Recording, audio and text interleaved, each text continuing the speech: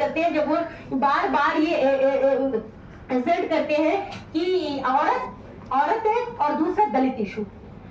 ये जो कास्ट और जो औरत इशू है, ये उनके लिए बहुत बड़ा एक्सक्यूज था कि ये इतने मतलब अनडेमोक्रेटिक है, अनसिविलाइज्ड है कि आपस में इक्वालिटी इक्वालिटेरियन सोसाइटी नहीं है और हम एक उस पूरी कम्युनिटी को लिबरेट करेंगे। सिमिलरली औरतों के लिए बार बार बात करते हैं, लेकिन सेम टाइम में ये सच क्योंकि हमारे पास एक ओरिएंटलिस्ट डिबेट है और हम उस ओरिएंटलिस्ट डिबेट से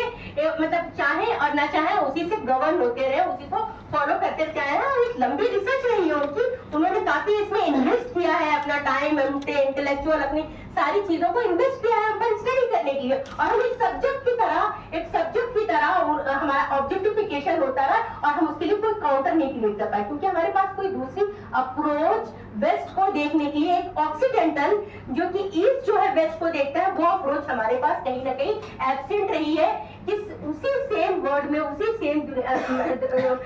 वेस्टर्न समाज में औरत को इक्वालिटी का राइट नहीं था। औरत, women are not considered as a legal entity.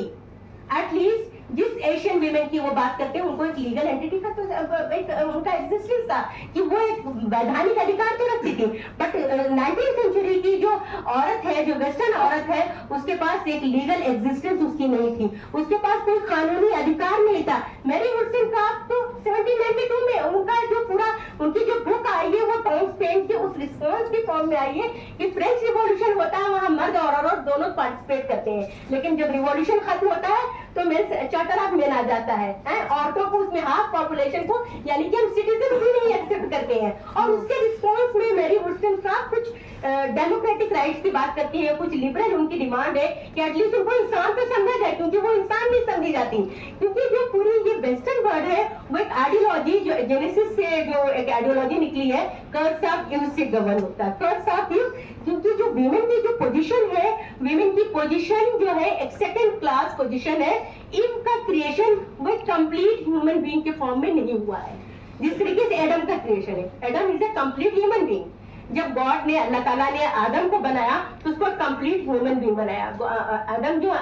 जो है वो लोनली फील कर रहे थे कि उनके पास कंपनी नहीं है, वो बोर हो रहे थे, तो गॉड को लगा कि अब इनको कंपनी चाहिए, वो कंपनी देने की औरत। तो आप समझिए कि औरत को बनाने का जो पूरा ऑब्जेक्टिव है टू एंटरटेनमेंट, मर्द को एंटरटेन करने के लिए। सिमिलरली आदम को तो पूरी तरीके से कंप्लीट ह्यूमन बीइंग के फॉर्म में बना रहे हैं, लेकिन जब ईव को बना रहे हैं तो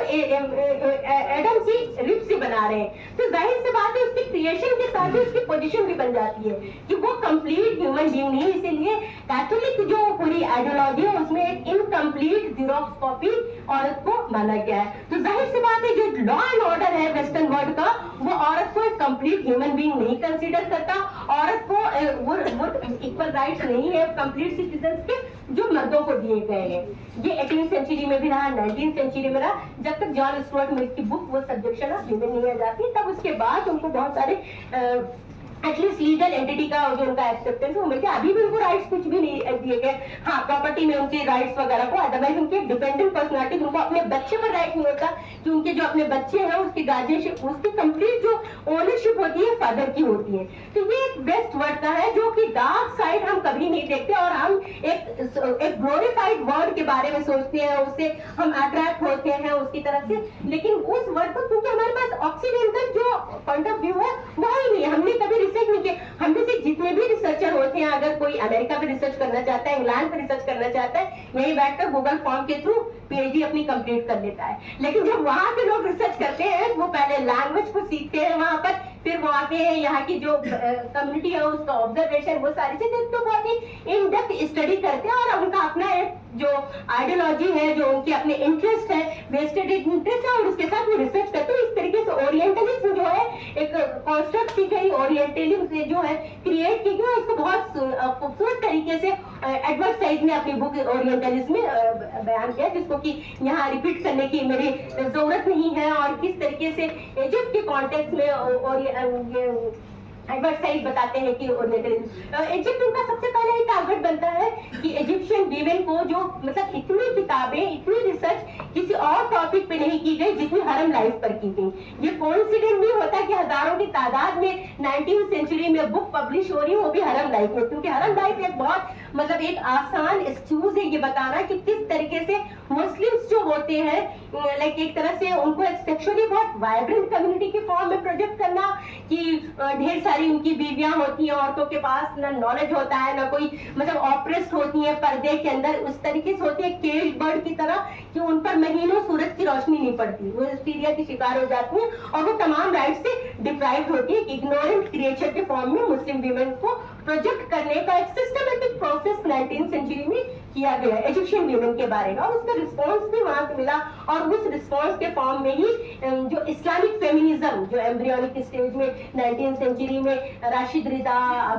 क्या नाम है दूसरे अब्दुल, मैं नाम थोड़ा भूल रही हूँ, उन लोगों ने इसका रिस्पॉन्स दिया कि इस्लाम में वीमेन को ऑलरेडी बहुत सारे राइट्स दिए गए और उस वक्त दिए गए जब दूसरी कम्युनिटी में औरत को एक लीगल एंटिटी के फॉर्म में एक्नॉलेज नहीं किया जाता था, 7th सेंचुरी में ही दिया गया है। तो वीमेन को एक इस्लामिक इंटरप्रिटेशन के थ्रू उसका रिस्पॉन्स देने की शुरू की। बट उसी इजिप्ट में उसी मिस्र में एक दूसरा ग्रुप था जो कि वेस्टर्न आइडियोलॉजी वेस्टर्न फिलोसफी से कंप्लीटली इन्फ्लुएंस था, जिसमें कि कासिम अमीन एक है, कासिम अमीन है, दूसरी जो है हुदा शरामी है, और ये उस पर मतलब वो बात करती है कि मुस्लिम्स की एक इनहेरेंट जो बैकवर्डनेस है जो वेस्टर्न पूरा फिलोसफी है उससे कंप्लीटली वो इन्फ्लुएंस है और उससे कंप्लीटली वो एग्री करते हैं कि मुस्लिम्स को कंप्लीटली ओवरहॉलिंग की जरूरत है। ये आपके कासिम अमीन और हुदा शराबी दोनों इस बात की बात करते हैं कि इनको कंप्लीटली चेंज करने की जरूरत है। पॉलीगैमी एंड हरम life again it became like a centre point of discussion. ये तो 19th सेंचुरी की। अब ये हम थोड़ा सा अगर वेस्ट एशियन कंट्री को छोड़कर हम इंडियन कॉन्टेक्स्ट में देखें तो 19th सेंचुरी में चूंकि मेरा जो काम रहा है वो लेट 19th सेंचुरी में, 19th सेंचुरी में ये कोइंसिडेंट नहीं हो सकता, स्पेशली जब हम पोस्ट 1857 बात करते हैं। 1857 के बाद कहीं ना कहीं वो कन्विंस हो गए कि यहाँ पर अगर हमें लॉन्ग टर्म रूल करना है तो हमें डिवाइड एंड जो रूल की पॉलिसी है उसको अडॉप्ट करना है। कम्युनिटी आइडेंटिटी सिस्टमेटिकली क्रिएट की गई आफ्टर म्यूटिनी, और ये कोइंसिडेंट नहीं हो सकता कि 1881 में सेंसस रिपोर्ट आ रही है, 1882 में म्युनिसिपल कॉर्पोरेशन की इलेक्शंस का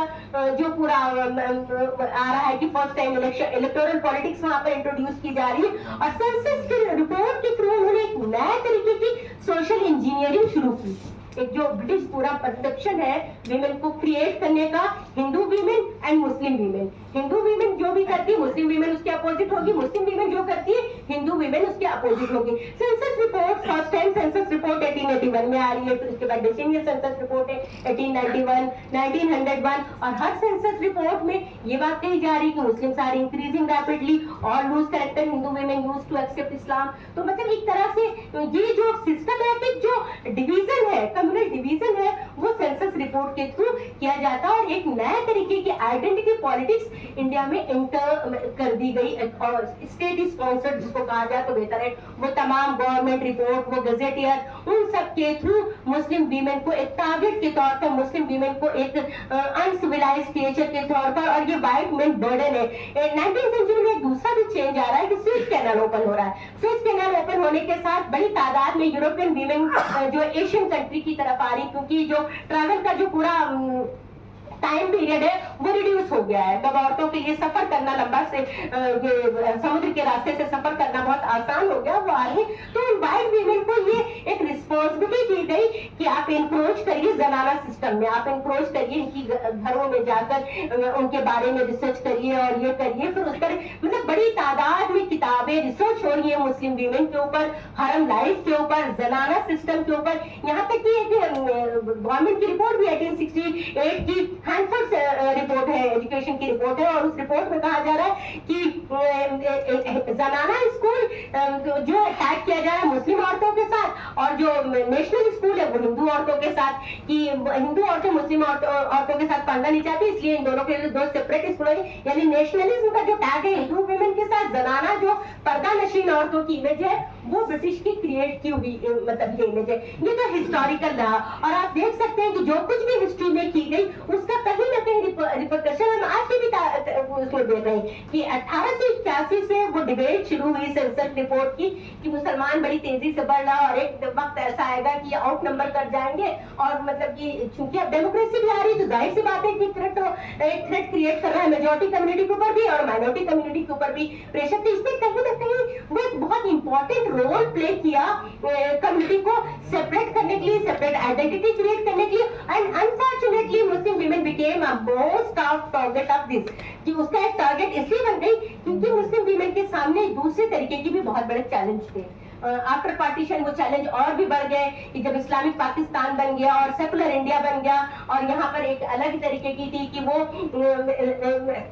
दूसरे पॉइंट पर भी हम बात करना चाहेंगे कि लॉ के थ्रू, क्योंकि मुस्लिम वीमेन की बैकवर्डनेस उन सारी चीज की बात की गई और कम्युनिटी आइडेंटिटी को फिक्स करने के लिए 1937 का शरीयत लॉ, मुस्लिम शरीयत लॉ, शरीयत एंड एप्लीकेशन एक्ट 1937 में पास किया जाता है। एक तरफ तो आप कह रहे हैं कि बैकवर्ड है, अनसिविलाइज्ड लोग हैं और उनको हम एक लॉ एंड ऑर्डर देने के लिए आए, लेकिन उसी शरीयत लॉ में जो सबसे पावरफुल टूल मुस्लिम वीमेन के लिए कंसीडर किया जाता है कि Muslim women were the only women who had right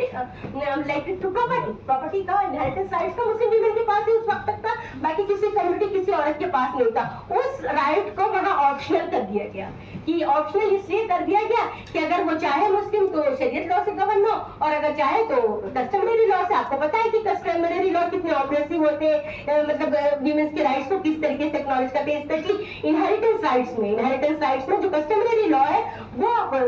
ये पैट्रिलिनियल सिस्टम को फॉलो करता है जहां मेल इनहेरिटेंस को एक्नॉलेज करता है। तो ये मतलब औरत को हमें राइट देना हमारा यहाँ मुद्दा नहीं है, हमारा ये मुद्दा है कि हमें प्रोपेगेंडा करते रहा है, एक कम्युनिटी को डिमोनाइज करना, एक कम्युनिटी को मतलब एक सॉफ्ट टारगेट के फॉर्म में उसको डिबेट डिस्कशन में जिंदा करके रखना, और वो सारी चीजें आज भी उसी हिस्टोरिकल लीगेसी है कि जो आज भी कैरी फॉरवर्ड हो रही है, कि हम चाहे और न चाहे हम अपने आप को उससे डिसएसोसिएट नहीं कर सकते, लेकिन हम कभी भी उस वेस्टर्न वर्ल्ड पर बात नहीं करते। जैसे मेरी जो लेटेस्ट नॉवेल रिंद है, रिंद में मैंने कुछ इस तरीके की मतलब कि कैरेक्टर के थ्रू कोशिश की है जानने की कि पार्टीशन होता है, पार्टीशन पे हम हमेशा बात करते हैं कि हिंदू, मुस्लिम और सिख ये कम्युनल राइट हुआ और महत्वपूर्ण खराबा हुआ, लेकिन हम भूल जाते हैं कि बड़ी तादाद में, लाखों की तादाद में जो ब्रिटिश थे, जो यूरोपियन थे या जो यूरोशियन कम्युनिटी थी, वो कहाँ गई, वो ऑल ऑफ सडन कहाँ डिसअपीयर हो गई, और हमने उनको साइलेंटली जाने दिया और हिंदू मुस्लिम एक दूसरे का मतलब गारत करते रहे और हमने उनका कोई बात नहीं की। किस तरीके से सिस्टमेटिक कम्युनल डिवीजन करके वो बड़ी आराम से आसानी से बाहर निकल गए। बल्कि मैंने उस पर एक मतलब कि जो हमने कैरेक्टर के थ्रू भी बात की कि जब 19वीं सेंचुरी में यूरोपियन यहाँ पर रहे तो वो शुरू में जब यहाँ आए तो उनके साथ मेल काउंटर पार्ट नहीं आती थी, सॉरी फीमेल काउंटर पार्ट उनकी नहीं आती थी, वो मेल एक्सोडस होता था, और उसी में यहाँ पर वो यहाँ की जो नेटिव वीमेन है उनके साथ रिलेशनशिप डेवलप करते थे, रिलेशन बनाते थे उनके साथ। कुछ केस में शादी होती थी, कुछ केस में शादी नहीं होती थी, उनको इस तरीके से ही बीवी की तरह ट्रीट करने लगते थे। तो उस तरीके से जो बच्चे होते थे, जो रेशियल डिस्क्रिमिनेशन करना, वो सारी चीजों में जो डार्क साइड है उस पर भी हमने इस नॉवेल में डिस्कस करें। तो मैं छोटा सा पैरा इसमें से पढ़ने की कोशिश करूंगी, अपने आप को यहीं पर हम स्टॉप करना भी चाहेंगे, बस इस अपने नॉवेल पे ही वो छोटा सा कि जेम्स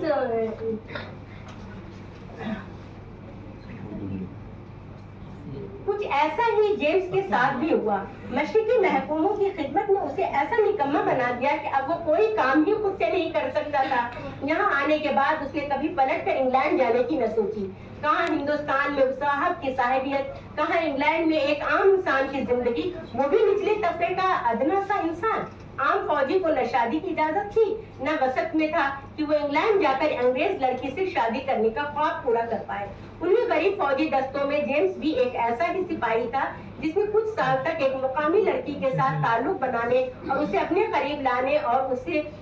अपने माहौल में ढालने की कोशिश की। मुतमईन होने के बाद जमुना चर्च में उसका बपतिस्मा कराया। फिर कुछ अरसे बाद जबकि रोजलीना शकीला के शिकम में आ चुकी थी, शादी भी रजिस्टर होनी लाजमी थी। कुछ ही महीने बाद में रोजलीना पैदा हुई। रोजलीना का रंग व नक्शा हूबहू अपनी माँ पर था। घर का माहौल था कि कभी इंग्लिश ना हो पाया, वो खालिस हिंदुस्तानी ही रहा। बड़ी जद्दोजहद के बाद शकीला ने आहिस्ता आहिस्ता तमाम इंग्लिश खाना बनाना तो सीख लिया, यहाँ तक कि क्रिसमस का केक भी जो पहले बेस्ट बेकरी से ऑर्डर किया जाता था, शकीला वैसा ही लजीज केक घर पर बनाने लगी। रहन सहन का तरीका न रातों रात बदलता है न सीखा जा सकता है। चूंकि उसके वालिद चुनने में एक अंग्रेज अफसर के खानसामा थे, इसलिए अंग्रेजी खाना बनाना धीरे धीरे उसने अपनी मेम साहब से सीख लिया। अब्दुल के हाथ का बना स्विस स्टू का जायका ऐसा कि घोड़े भी चम्मच छोड़कर हाथ चाटना शुरू कर देते। यूं कहा जाए कि अवधी स्विस रेसिपी से एक नई डिश इजाद हो गई। शकीला भी अक्सर अपने वालिद के साथ किले जाती, वहाँ का माहौल उसे इंतहाई हैरत ज़दा लगता। उसका खाने पीने का, बोलने का तरीका कुछ भी तो उनसे मेल न खाता था, यहाँ तक कि उसके लिए जुबान भी अजनबी थी। बस वो अंग्रेजी रहन सहन से बहुत मुतासिर थी। वो अक्सर सोचती थी इतने गोरे लोग किस मिट्टी से बने हैं, काश कि वो भी उन घरों में पैदा होती तो जरूर उनकी शक्ल व सूरत जैसी दिखाई देती। शायद बंगले में रहने से इंसानों की रंगत साफ हो जाती है। हत्ता कि हमेशा वो अपनी सहेलियों से भी किले में रह रहकर अफसरों के बारे में बात करती। उनकी शान और शौकत पर तवील बातें उनके पास होती। उनकी मेज की कुर्सियों पर खाने का जिक्र या उनकी बॉल पार्टी जहाँ मर्द और औरत एक साथ बाहों में बाहें डाले डांस करते। उनकी जुबान जो उसे कभी समझ में न आई, पर इतना था कि ये पढ़े लिखे लोग ऐसे ही गिटर पिटर करते हैं जो आम लोग नहीं समझ सकते। उनका रहन सहन सब कुछ तो उसके लिए एक खूबसूरत ख्वाब जैसा था कि वो दिन में भी ख्वाब देखती एक रोज उसे भी एक गोरा चिट्टा अंग्रेज शहजादा ब्याह कर ले जाएगा। और कहते हैं कि रात का ख्वाब तो बोलने का होता है, पर दिन का ख्वाब पल पल उम्मीदें जगाता है। कई बार तो जब वो किले में जाती तो मेम साहब के खूबसूरत वेनिस के शीशे में अपना अक्स देखती और खुद को उसकी जगह तस्वर करती। मेम साहब देख न रही हो तो जल्दी से मेज पर रखी गोल हेड को उठाकर अपने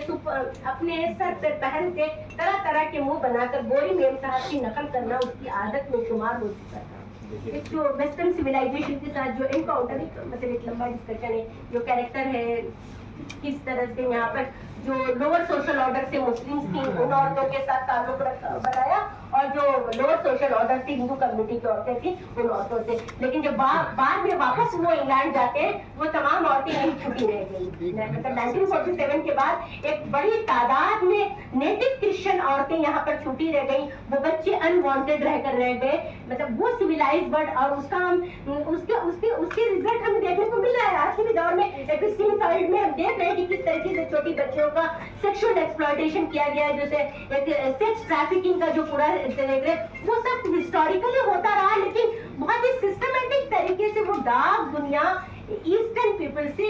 एक तरह से छिपा कर रखी थी। और ये हमारी भी गलती रही कि हम उस चीज को इन्वाइट करते रहे, उस वेस्टर्न कल्चर को, वेस्टर्न सिविलाइजेशन को, सुपीरियर वाइट सिविलाइजेशन को हम अडॉप्ट करते